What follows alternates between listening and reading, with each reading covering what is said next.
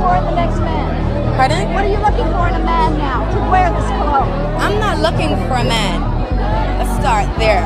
I don't need no man. Oh God, say it again. I don't need no man. Say it louder and like you fucking mean it, bitch. I don't need no man. That's what I thought. And what are you? I'm a bad bitch. That's what I fucking thought. If I ever see you crying again, I'm gonna tear your pussy out and sew it to your forehead, bitch. Alright guys, let's tackle this together. This is what dating many of the modern women in the West looks like. And they think that somehow acting the way they do will make them more attractive to men. This message is coming from many of these women who have name and recognition, and they have access to a camera so they can reach millions of people. Many of these women take what they say as gospel. Let me tell you something. A real man is not intimidated by a woman that doesn't need you. Well, there you go. Using the phrase a real man. That is a shaming tactic from the feminist playbook. A real man is not intimidated by a woman that doesn't need you. And by the way, there is no surprise seeing the people who are sitting on the stand be a bunch of women. This is the audience whom they are feeding all of this garbage to. I am self-sufficient. No, you got your I own don't way. need a man. I don't need a man. But guess what? I want you, and that's the difference.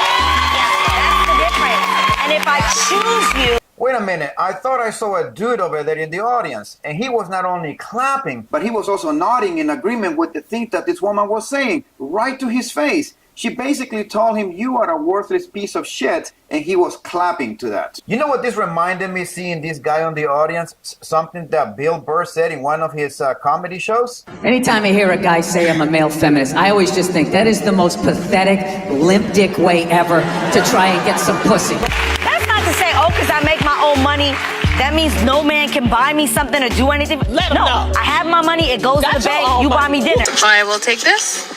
What the fuck are you doing? My money is my money. Your money is also my money. All right, let's take a look at the next video. This is from The View. This is mainstream. So there's this clip going viral online of a dozen women being asked the following question. Do we need men? Most answered very quickly, no.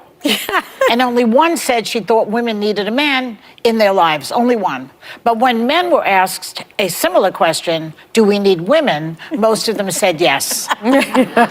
So why do you think that is? All right, guys, let's listen to the answer a woman is going to give in that panel. And that woman is married.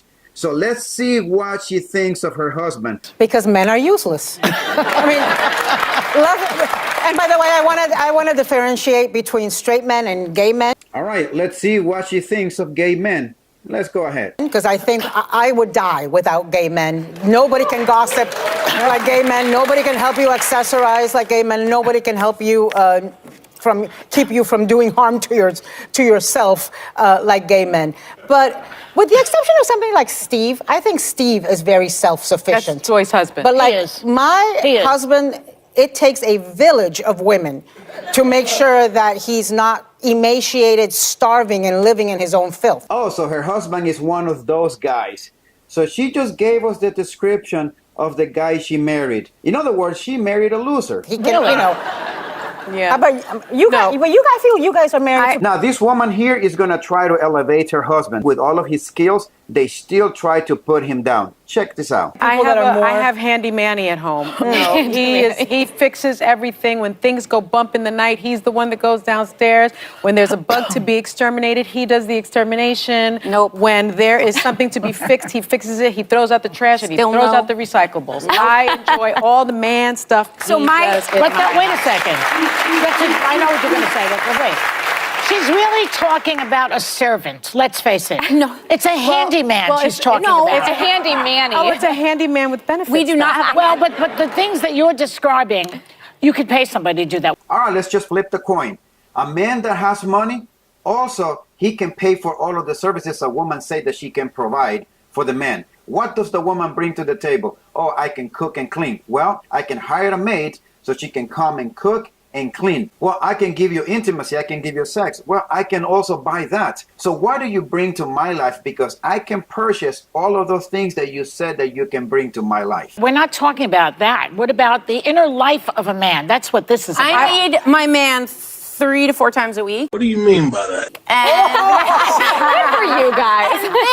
rest of the time I need a wife. Because I've always said that. Everyone needs a wife. No, I tease Vicky, my producer, in the morning. I was like, if you'd like to join Max and I, not in that way, but like Vicky and I could kill it as a household runners. But in life, like, I need my husband. I don't know if I need any other men, but he is irreplaceable. Yeah. And this other woman also tried to elevate her husband, but pay attention to this. Yeah, I think so. But that's what we're all saying. We like our husbands. We just don't need men beyond that. Yeah, wait till you're married 20 years and you'll see how replaceable they are. Let's just be honest. That woman, Ana Navarro, married a simp, a beta male who cannot do a damn thing. He cannot fend for himself. And she has to put up with this beta for the rest of their life unless she gets tired of him and then she ends up divorcing him, just like her friends who are sitting across from her. All of these women who she's about to talk about, all of them divorced. I think that the reason women can stay married for as long as they do is because they have a lot of girlfriends. They have a village. They have girlfriends. Because I always have to initiate the conversations. He'll step up, but I have to thought you were going to start say them. initiate. Oh, I don't. I just told you guys, I have 8 girlfriends from Panama here who are girlfriends for 50 years since they were in kindergarten. Oh, I love And it's that, and they were saying yesterday that they've gone through divorces, they've gone through challenges, and having that village of women has made it possible. This is golden right here, pure gold. Single women keeping other women single. Fantastic. We're more collaborative than men. I think there have been studies that say that women have much closer friendship relationships than men do. Because women again, I think we have to make a difference, differentiate gay men. No, gay men are in their own category. Yeah, but we're not married to gay men, okay? Oh. But women. You know what's funny? I showed this video to my wife and she said 2 things. First, I can see why these women are bitter because of the kind of men they picked. And the second thing she said, did you see how silent all of these women were when the older lady said we're not married to gay men? The awkward silence just stayed there for a couple of seconds.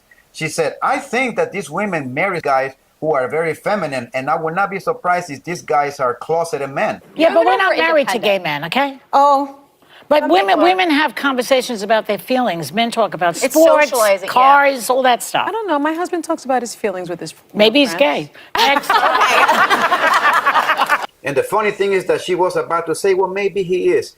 Well, guys, let me tell you a story. About 3 years or so ago, I happened to be in this place called Bay Islands where I bought this T-shirt. We were there vacationing, just my wife and myself. We decided to leave the resort because we wanted to be amongst the locals. And one of the things that she noticed is that a lot of the women are very feminine. They are very well put together. No tattoos, nor piercings.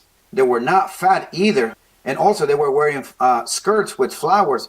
Very beautiful. Anyway, so my wife says, you know, I don't think that our son was going to have a hard time finding a good traditional woman here because I can tell that in this culture, those traditions are still taught and encouraged. And I can see that all of these women are well-mannered. Anyways, so we told that to our son when we came back from the vacation. Well, our son, when he turned 18, he joined the military. Now he's a Marine. He's somewhere in Japan. He's going to be out in the Philippines and all of these places there. And he was telling me the huge difference between the American woman, the Western woman, and the places that he has been with the military. And I can tell you guys the same thing that my son was telling me. I have had the opportunity to travel to many places, different countries. And I can tell you that the quality of women that you want, you can find that in vast numbers in those other countries. And you are actually looked as a valuable man. Go to places where you are wanted, where you are desired. Go to places where women actually want to establish a family, who want to be in that traditional role. It is something that you have no idea what it's like unless you see it yourself firsthand. And every time I see Americans in the places that I visit, I always ask them what it's like to live there, how long they have lived there for, and when it comes to the financial benefits, they all tell me that it's golden to live in the places that they're living. My suggestions is to get your passports and get the hell out of the West. Yes, you can find women out here too, but you have to really screen and you have to do a lot of catch and release. You will be fishing in a contaminated pond where there's too many bad fish, or you can pack your fishing gear, go someplace else where the vast majority of the fish in the ponds are good. The chances of you catching a good one is a lot higher. It's less stress, it's a lot easier, and it's less complicated as well. You don't have to spend as much money either. It's a win-win for the men. Do not rush into a relationship and do not let any woman talk you into a relationship. They're going to sweet talk you in the beginning. That's just the way it is. You have to look for the red flags. In the meantime, guys, watch your six at all times, and I'll see you next time.